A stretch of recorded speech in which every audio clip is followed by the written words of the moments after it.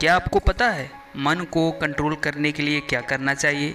अपने मन से गलत विचार को दूर कैसे करना चाहिए? हम अपने विचार चरित्र से कैसे सफल, अमीर और कामयाब व्यक्ति बन सकते हैं? आज का बुक समरी इसी टॉपिक पर है। इस बुक का नाम है एज ए मैन थिंकर। इस बुक के लेखक हैं जेम्स एलन। तो चलिए इस वीडियो समरी को शुरू करते हैं। मनुष्य जैसा सोचता है वैसा ही होता है। यह मनुष्य के पूरे जीवन को ही सम्मिलित नहीं करती, बल्कि इतनी व्यापक है कि उसके जीवन के हर पहलू, हर दशा पर अपनी छाप बनाए रखती है। मनुष्य अक्सर वैसा ही बन जाता है जैसा वह सोचता है। जेम्स एलन कहते हैं, चरित्र रूपी आंतरिक वस्त्र और परिस्थिति रूपी बाहरी वस्त्र का कुशल बुनकर मन ही होता है। और जैसा कि अभी तक कलेश और अज्ञानता के कारण उसने दुख दर्द को ही बुना है, अब उसी मन के द्वारा आप ज्ञानोदय और सुख शांति का निर्माण कर सकते हैं। ऑथर लिखते हैं, जैसे एक पेड़ बीज से उगता है, बीज के बिना पेड़ नहीं उग सकता, उसी तरह मनुष्य द्वारा किए गए हर कार्य के पीछे अप्रत्यक्ष रूप से विचार रूपी बीज होता है। मन में निहित विचार ने हमें बनाया है। हम जो भी हैं वह अपने विचारों द्वारा गढ़े और निर्मित किए गए हैं। यदि मनुष्य के मन में बुरे विचार हैं तो उसके पास दुख इस प्रकार आता है जैसे बैल के पीछे पहिया।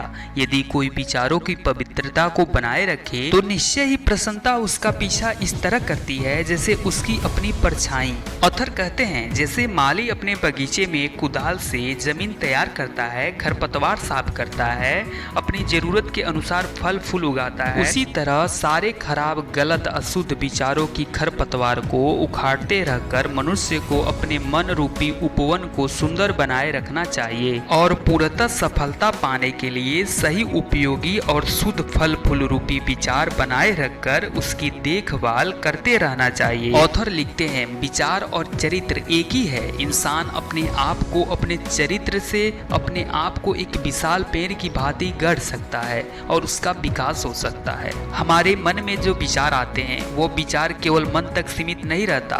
उस विचार को सफल करने के लिए हम सारे तरीके अपनाते हैं, सही या गलत, लेकिन यह आपके विचार गलत हैं या सही है इस बात का पुष्टि आपका दिल ही करता है। ऑथर लिखते हैं, अस्तित्व के नियम के अनुसार हर इंसान अपनी उसी जगह पर है जहां उसे होना चाहिए।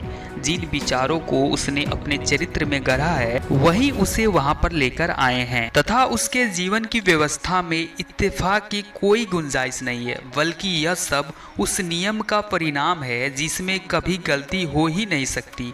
यह उनके लिए बिल्कुल उसी तरह सत्य है जो अपने वातावरण से संतुष्ट हैं और उनके लिए भी जो अपने वातावरण से सामंजस्य नहीं बैठा पाते। ऑथर कहते हैं, एक प्रगतिशील और विकासशील प्राणी के रूप में मनुष्य जहां भी है यह सीखने के लिए है कि वह विकसित हो और किसी भी परिस्थिति में जैसे जैसे वह अपने आप को विकसित करता है तो उसके दुख, कठिनाई दूर हो जाते हैं। जब तक मनुष्य स्वयं को बाहरी हालातों के द्वारा नियंत्रित प्राणी मानता रहता है वह परिस्थितियों के थप्पड़ खाता रहता है।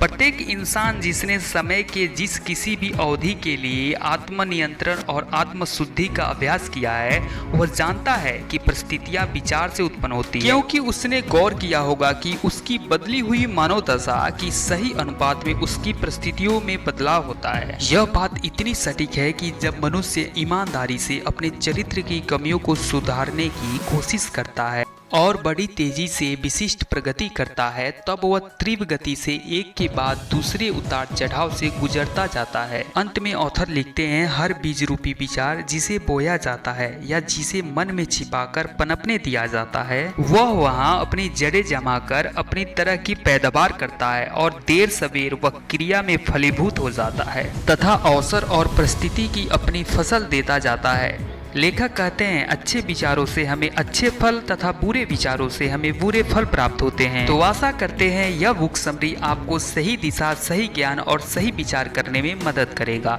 Thanks for watching.